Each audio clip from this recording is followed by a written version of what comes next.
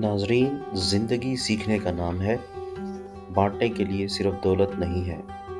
हर वो चीज़ जो हमारे पास अपनी ज़रूरत से ज़्यादा है, उसे बाँटना चाहिए।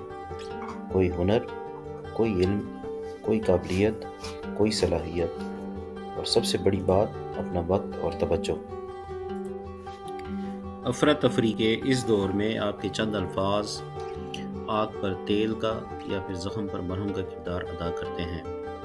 आजकल लोगों को बहुत ज़्यादा नफसियाती मसाइल का सामना दरपेश है।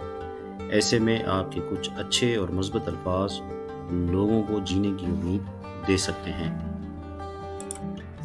आजकल सबसे खूबसूरत तोहफ़ा आपका वक्त, तवज्जो और हौसला अफजाई है। लोगों की हौसला अफजाई करना सीखें। नुक्ताचीनी करने या तनकीद करने से आपकी अपनी ज़ात मनफी असरात की तरह दब कर रह जाती है। फिर आप हर मुस्बत चीज़ और हर मुस्बत बात से भी मनफी पहलू निकाल कर लाते हैं। आप इस कदर आदी हो जाते हैं कि आपकी आंख मुस्बत पहलू को देखने से कासिर ही रहती है, क्योंकि मनफी सोच के हामिल शख्स की आंख मुस्बत पहलू को देखना छोड़ देती है।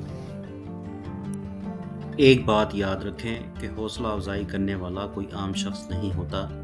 उसकी ये आदत उसे लाखों लोगों से मुनफरिद करती है। उसकी वजह से मुआशरे में गोहरे नायाब पैदा होते हैं। उसकी वजह से कोहिनूर जन्म लेते हैं। उसी की वजह से मुआशरे में सायादार और फलावर दरख्त लगते हैं।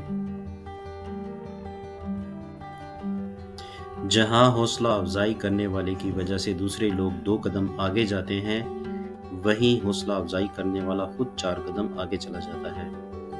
जहाँ तनकीद करने वाले की वजह से दूसरे लोग 1 कदम पीछे जाते हैं, वहीं तनकीद करने वाला खुद 10 कदम पीछे चला जाता है।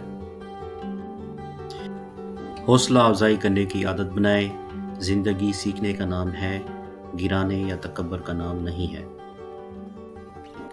आप सबका बहुत बहुत शुक्रिया कि आपने मेरी वीडियो को देखा। मैं उम्मीद करता हूँ कि आपको आज की वीडियो बहुत पसंद आई होगी। कमेंट सेक्शन में अपने कमेंट से ज़रूर आगाह कीजिएगा।